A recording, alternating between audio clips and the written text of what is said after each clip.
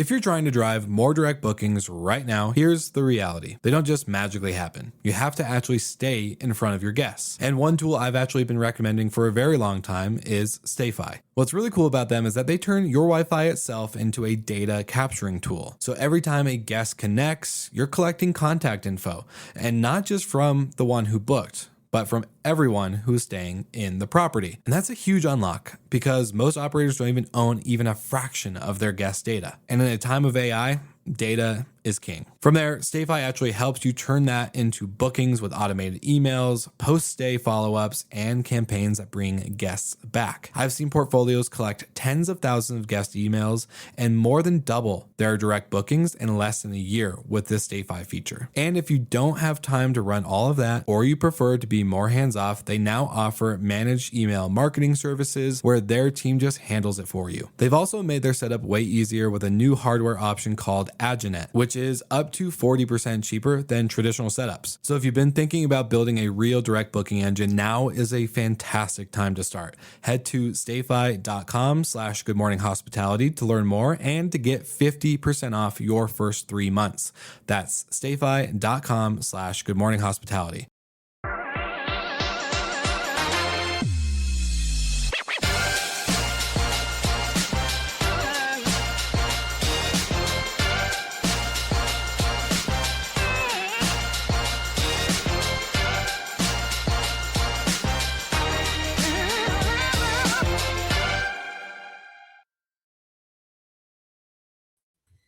Good morning. What's up, Brandy? How are you doing? I'm fantastic. It is a beautiful day here in Boston. Great start to the week. How are you? You make it back in your thunderstorm last Monday? I did. I missed it. It was like chasing me the whole time, and I just got rain at the end. So Beautiful. I made it. Just in time. Just in time. Just in time. Yeah, wild this weekend. No more Scots in town. So is it just boring in Boston? I know, boring in Boston. I have visited a friend of mine in Duxbury, which is like a town like 45 minutes south of here, so just very quaint. More oysters. Really, really going hard on the oysters. It was like a beautiful day in Boston in the city yesterday. Everybody was out and about, so low key, but very nice. How about you? I'm jealous. I need some good oysters. Although down here you can't eat them in the summer. Yeah, we have the best oysters up here. You do you. Let's see. We went to the circus on Sunday. Oh, wow. How's that? Little man lasted less than 5 minutes, but the older one loved it. Okay. Totally out of the blue. What was his favorite act? He liked the unicycle on the tightrope. Yeah. He was very impressed with that. And rightfully so. But the motorcycles in the cage was pretty crazy, especially when a lady's standing there in the middle. But yeah, I know, that's so fun. I haven't been to a circus or Cirque du Soleil or any I've never been to Cirque du Soleil, but all that stuff is always really impressive. I've been to like 3 or 4 Cirque du Soleils, and they are very incredible. The local town circus with the traveling circus was great for kids for the first time. So yeah, definitely different levels. Not on the same level as Cirque du Soleil. Yeah, that's the professionals, and we were playing in the minors, but still an entertaining show and just very hot. Yeah. Well, we don't have any World Cup stories this week, but did you watch any of the games? I did not. I'm embarrassed to say. Really? I watched none this weekend. I was locked in. I also am like so far down the Reddit rabbit hole of the conspiracy that like they're just throwing all the games for Argentina. And then when I first heard about it, I was like, oh, everybody loves a conspiracy theory. And then I was watching these games and I was like, it definitely looks like that. Yeah, the American guy getting a red card for something that Messi did intentionally when the American guy did unintentionally and very obviously.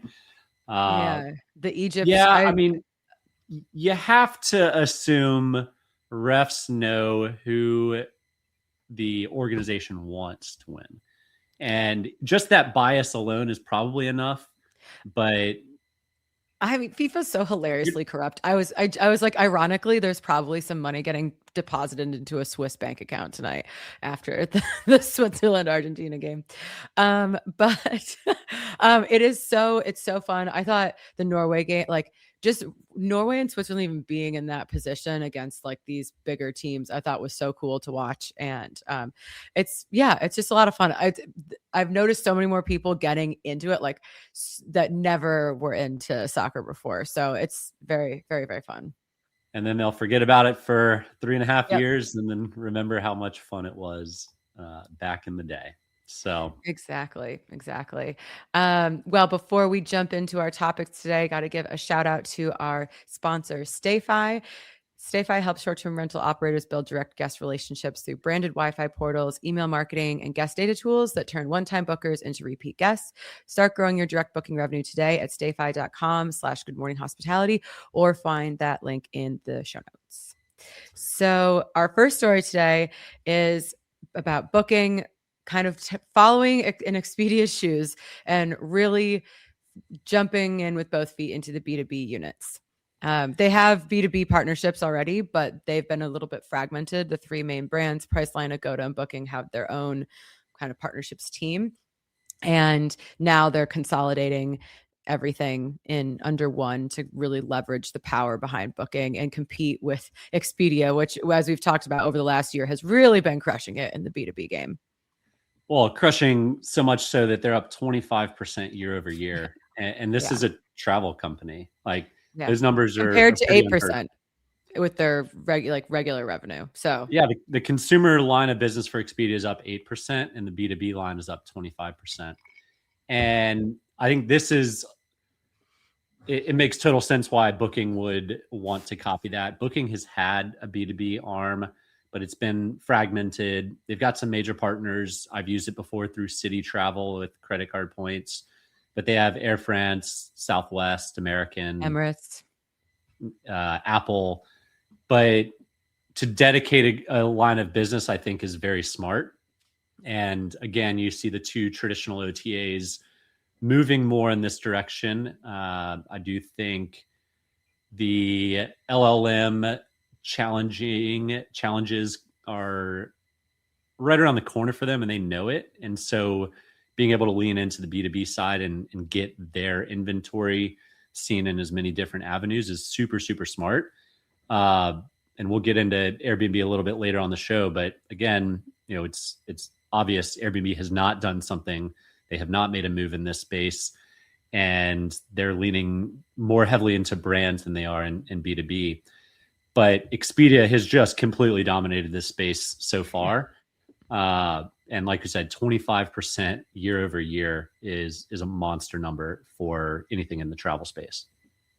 Yeah, absolutely. And, one of the reasons that they had kept the brands separate is that, each brand has their own, market and identity. But if you think about when you go to book using points, your credit card or airline, whatever, you'll see like that this is powered by whoever, but you're not like, oh, because Expedia is powering this, I'm not going to buy it, or vice versa. Yeah. So it's not going to matter, in Asia, if that's someone would normally use Agoda, if they go to use their airline miles and it's Booking, they're not going to care or really notice. Like, it's so I think it makes a lot of sense to combine them and leverage the power of all those partnerships they already have. Yeah, I mean, the more eyeballs, the better. And these guys are the powerhouses at spending ads. The amount of ads that Booking has spent just on Google is estimated. They don't disclose exactly what it is, but it's estimated between $4 and $5 billion a year. Expedia, less than half of that, closer to $2 billion. And then Airbnb, less than half of that, closer to the $400 or $500 million mark. So the reliance on the traditional Google route, I do think those numbers will start to tick down and they'll lean more and more into the B2B partnerships. Yeah. And it's been working wonderfly for Expedia. Why not copy? You may as well. Yeah, exactly. And I know. And it's interesting. I think when there's always a lot of conversations on an operator side, especially with some people who have very maybe more traditional views on different OTAs, like, oh, we don't do, I mean, there's still people who don't really like to be on Airbnb. But then you're like, look at the eyeballs that Expedia and Booking are getting. Like there's zero way for you to get that kind of access without being on those platforms. And so, if when you're trying to diversify, when you need more revenue streams, it's like, this is like another reason, if you're a distribution manager and you're going up against someone, this is another thing to show like why this is important to start building those connections out. No, absolutely. It makes absolute and complete sense. Good job, Booking. Way to piece it together here. And you were already doing it on a good path and had some good strategic partnerships here. Just very interested to see if and when the third major OTA that Airbnb will pan out in this direction. If they'll pan out. Well, before it kind of segues nicely into our next topic, but before we jump into Airbnb, want to give a quick shout out to our sponsor, Built. They're helping restaurants and hotel F&B teams better understand their guests and create more personalized experiences that drive repeat visits. If you care about loyalty and guest experience, which I know you all do, it's worth checking out. Head to joinbuilt.com/GMH, and you can find that link in the show notes. Millions of people use Built every day to earn rewards on housing and in their neighborhoods. Now it extends to your restaurant. Built Hospitality shapes how guests are recognized and taken care of. Built's restaurant-facing platform is designed specifically for dining operators to drive loyalty with their guests. It combines reservations, guest preferences, VIP management, and payments into one platform, alongside an agentic concierge that thoughtfully designs and executes the experience around your guests' tastes. When a guest walks in, your team already knows what they like without digging through notes. Built Hospitality works across the entire guest journey, from delivering a complimentary course at the right moment to sending a personalized offer that brings them right back. Make every guest feel like a regular and keep them coming back. Built Hospitality is available now for hotels with restaurants and restaurant groups everywhere. Learn more at builtdining.com/GMH. That's built, BILTDINING.com/GMH. So our next topic, and it's the main topic, is that Airbnb has hired a creative executive from OpenAI, but this pre-show kind of evolved into more of a conversation about, what is Airbnb's, what are we guessing that Airbnb's strategy around AI is going to be in the next few years, and hiring an executive from another major tech company. The article talks about, this is a creative decision, but really there's only so many people in this world that know how to run these companies. So it's not totally surprising that you see people switching back and forth between all these companies. Of course not. What is surprising is Airbnb has been very, very protective on their creative side for a long time. Mm-hmm. So to bring in an executive on the creative side is an interesting move, especially coming from the OpenAI world. And it's public that Brian is good friends with Sam Altman, or at least strong, close business acquaintances with him. I don't know if I agree with the route that Airbnb is taking, in that they're going to build their own better experience and do it completely outside of the LLMs. And again, for context, Expedia and Booking have apps built into ChatGPT. Airbnb chose not to do that. So they think that they can build a better experience on the travel side. And honestly, they probably can, but then you're not embedded deeply into where people are searching. So then you have to rely that much more on brand to win, which they've done a fantastic job over the years. But I think the brand is starting to get a little muddy from just homes to now hotels and experiences and services. So, you ask anybody about Airbnb and they're going to just think vacation homes, which is great. They've done an excellent job of branding. But if you think people are going to go to Airbnb looking for a hotel, they've got many billions of dollars to spend to kind of land that home with travelers. Yeah, and I think it's starting to look maybe a little bit like a case of someone who has the lead and then just kind of assumes that is permanent. And right now, you have a lot of travelers and even many, many hosts that are very committed and secure within the Airbnb ecosystem. But to assume that that is a forever state is, I don't think, the smartest strategy.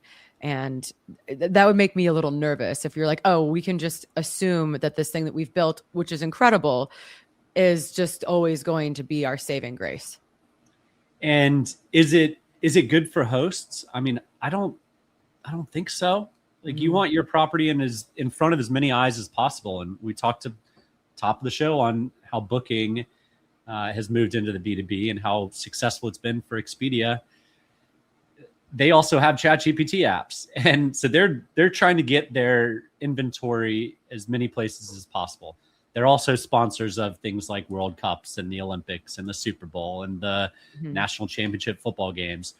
They're doing all the same advertising, but they're also then digitally getting their footprint more broadly.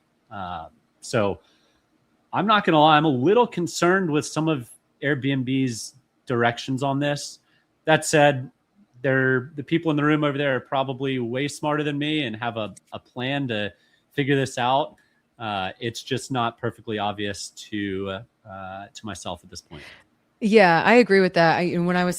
We're trying to make sense of their decisions.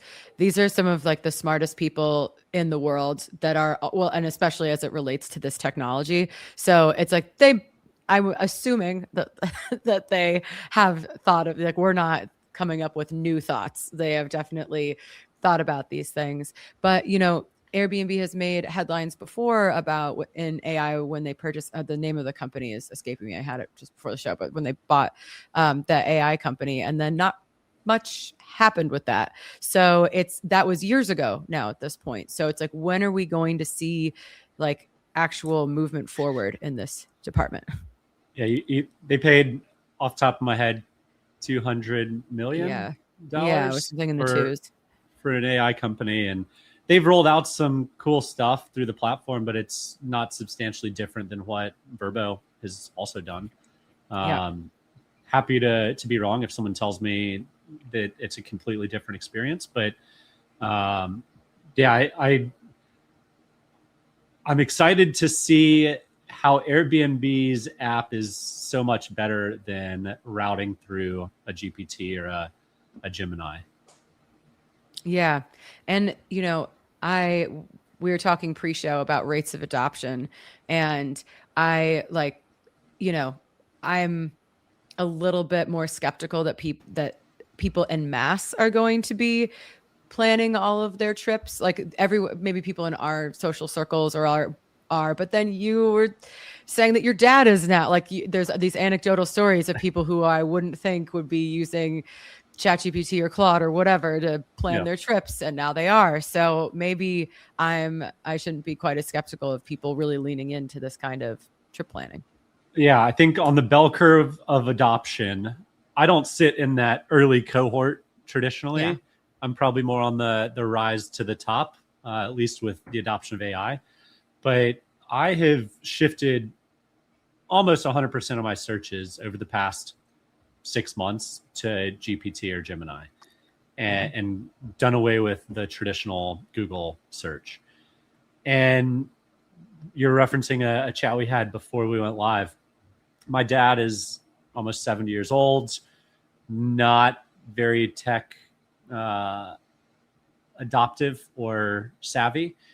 And he totally surprised me. He's got a trip planned this fall to Europe. And he's like, oh, I went on ChatGPT. It really helped me like figure out where to go and how long it's going to take me and my itineraries. And I was like, wow, that is 2 years ahead of schedule than I was predicting. Right. So and does he use the Airbnb app? You know what I mean? Like, did he just skip that whole using the OTA's own app and just went right to trip planning in ChatGPT? Because that's pretty crazy. He's the demographic that's a Vrbo guy.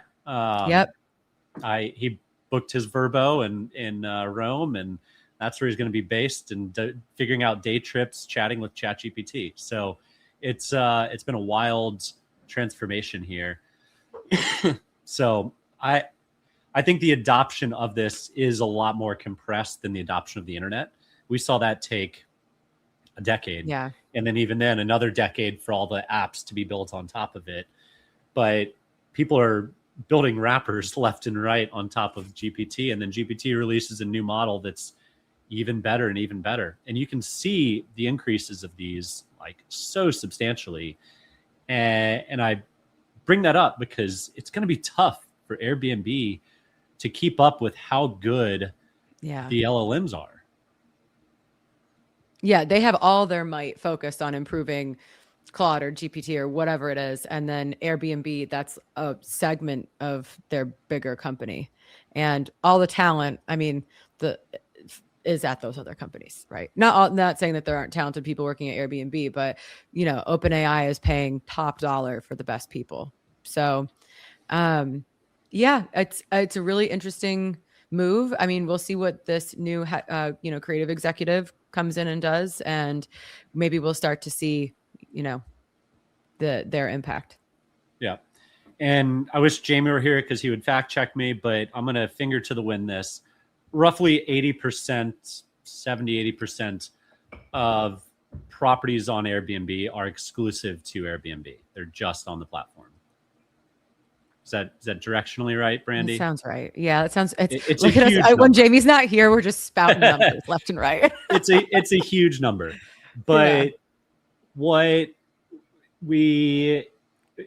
I think those hosts need to really start to consider is diversifying, because you aren't going to be seen and shown like some of the other platforms are in the LLMs. And I don't expect the long tail to go build an LLM or agentic friendly website for a single property. I bet that time will come, but we are probably a ways off from that. Yeah. But if you're going to be exclusive to Airbnb, you need to know where they're going to be distributing your properties. I would much rather my single property be able to be found on American Express's travel site and Citi's travel site and Chase's travel site, and on Delta, you book a flight and then you get prompted to go book a vacation rental. I think that the more the individual host learns about where the properties are, they're gonna have to learn how to diversify.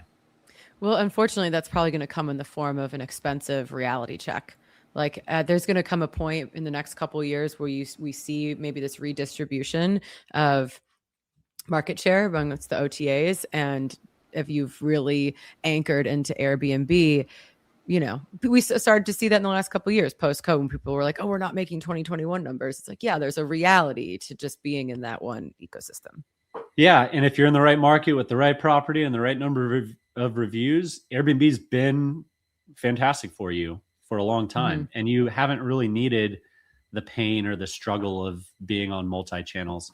Yeah. But that said, it's not that hard to be on multi-channels, and it's also only going to save you in the future. So if you're listening, I know our audience is more on the professionally managed side, but if you're a long tail individual host only on Airbnb, look long and hard at the distribution channels, because even though they can probably still drive you a substantial amount of traffic, it's going to be good to diversify. Yeah, build that base now, Well, our last article today I thought was so interesting, and this is about the great wealth transfer.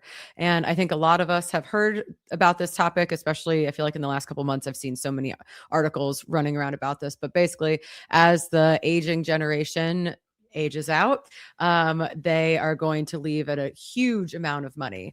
And this article that came from Visa is saying that there's a little bit of a reality check coming to this. And, going through, it's not this, it's not like there's just like trillions and trillions of dollars that's just directly going to people, right? There's taxes. They talk about paying off debts, things of that nature. And there's been a lot of talk, at least in my LinkedIn feed, that this is going to be like the biggest thing to the travel industry, but there is a little bit of a reality check to that. So a lot of this money is going already to a subset of people that have a lot of money. And that's not surprising. That's, if you were to think about who has all these investments, who's helping buy their kids' homes, it's already affluent people. They're going to spend money on vacations, but there isn't going to be this distribution across all of the, like the budget motel isn't going to benefit as much as the luxury hotel, I think, in this scenario. No, 100%. And the numbers that Visa distills down, it's like $93 trillion of assets is held by the boomers. And once you take away taxes, charitable contributions, mortgages, other debts, it whittles down pretty quickly to 36 trillion. Now, that's still an insanely massive amount of money. But then you distill that down even further, and they estimate about 3.2% of that is going to go into the travel space. But 3.2% of that, again, massive amount of money. It's estimated to be somewhere in the $800 billion over a span of something like 10 years. So that's a lot of net new money that's going to be dedicated to travel on top of what's already in travel. And I think the K shape that we're seeing in the luxury side is only going to be exacerbated. The other interesting piece that the Visa study doesn't share, and I'd be curious to know, a lot of homes, second homes, are owned by the boomer generation. Mm-hmm. When they pass, our generation, millennials and younger, don't love being tied down to going to the same place every year for vacation, or the same place 4 or 5 times a year. So are all these homes going to be sold, which ultimately drives down the price of everything, of owning the home, and then drives down the price of staying in the home. So it could be a great benefit to the affordability of travel for that middle section of the space. So sorry, go ahead. Unless our generation decides to hold on to those assets. Yeah, I was thinking about this a little bit differently in that, like, if you had a family place that you will go to all the time and you don't want to go there, then you might put that property into a property management program with an operator. And then you're like, okay, we get our like 1 or 2 weeks a year, and then we're still getting all this income. We don't have to, maybe that house is paid off or close to paid off. I think it kind of maybe depends on the house and the market that they're in. If they're in a market that's a good vacation rental market, this might be a benefit to property managers, where now you have people that are like, actually, I would just rather get my occasional use and have an income stream that is predictable, more or less. I don't know. I mean, the flip side of that is tools and technology have made it to where, and then also all of our algorithms say, like, you can make millions of dollars being a Airbnb host, right? Yeah. So they do that for 1 or 2 years, almost get divorced, exactly. Put it into a program. No, you're right. Yeah, there is a cycle there. I can do this on my own. It's fine. And then you're dealing with calls at 2 a.m. on every single Friday from neighbors that are upset. But I do maybe call it optimism, but I'm optimistic that prices can potentially come down. I don't think they're coming down anytime soon. But as the great transfer of wealth kicks in, whenever that kicks in, I guess over the next 20 years, I do see compression in pricing starting to happen. Yeah. Well, I think an interesting part of this is that the inheritance isn't happening all at once, right? We were talking about, parents helping kids buy homes, and kids, like, they're our age, like fully grown adults. You're not that young anymore, Brandy. Sorry. I know. But it's like instead of getting your inheritance 25 years from now when your parents pass, like, they're like, hey, we'll help buy this house. Or one of these things I thought was really funny is the skip generation vacation, where the grandparents take the kids on nice vacations and you as the parent don't get to come. Yeah, that's wild. I'm like, wait. Don't ever remember doing that growing up. No, yeah, I never got that. No, definitely didn't do that. But I think that also speaks to these different, like, the boomer generation is just such an interesting generation, like, in history. There's so much money concentrated there right now. So it's really, for many years, there's all this talk about, like, how millennials, like, our spending habits, and now Gen Z, poor Gen X, just, like, not included in anything. But now I think it's really like the spending power right now is with all the boomers. Like, what are you doing with all this cash? And a lot of, instead of keeping it till the very end, it seems that there's at least a subsection that are helping, pass it down earlier. Yep. Well, I guess the travel is always cyclical, but as long as you're positioned well, the next 20 years look to be pretty solid for travel. That's the TLDR of the article. Yeah, which is great. I feel like there's been, understandably a lot of anxiety in the last year and a half about the state of travel, and so it's nice to see some positive news about what's coming our way. Awesome. Well, you got a big week coming up. Yeah, actually, I'm about to, on Thursday, I'm converting my home base from Boston to the Adirondacks for a month.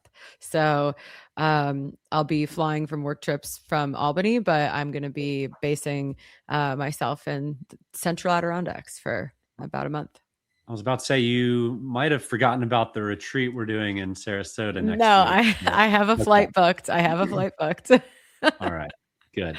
Well, I look forward to seeing you then. We will be doing a pre-recorded episode this coming Monday because Brandon and I will be down in Sarasota for a little bit of a retreat along with 20 something other people.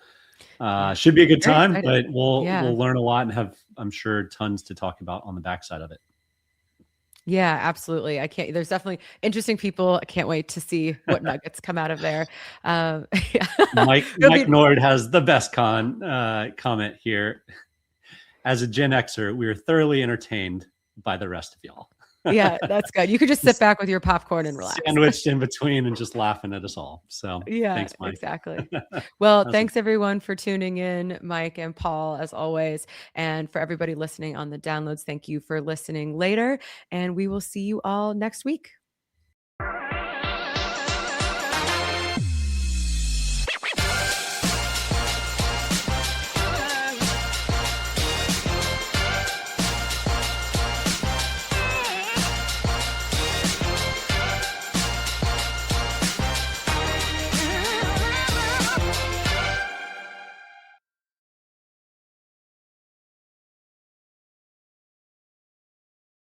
If you're trying to drive more direct bookings right now, here's the reality. They don't just magically happen. You have to actually stay in front of your guests. And one tool I've actually been recommending for a very long time is StayFi. What's really cool about them is that they turn your Wi-Fi itself into a data capturing tool. So every time a guest connects, you're collecting contact info, and not just from the one who booked, but from everyone who's staying in the property. And that's a huge unlock because most operators don't even own even a fraction of their guest data. And in a time of AI, data is king. From there, StayFi actually helps you turn that into bookings with automated emails, post-stay follow-ups, and campaigns that bring guests back. I've seen portfolios collect tens of thousands of guest emails and more than double their direct bookings in less than a year with this StayFi feature. And if you don't have time to run all of that, or you prefer to be more hands-off, they now offer managed email marketing services where their team just handles it for you. They've also made their setup way easier with a new hardware option called Aginet, which is up to 40% cheaper than traditional setups. So if you've been thinking about building a real direct booking engine, now is a fantastic time to start.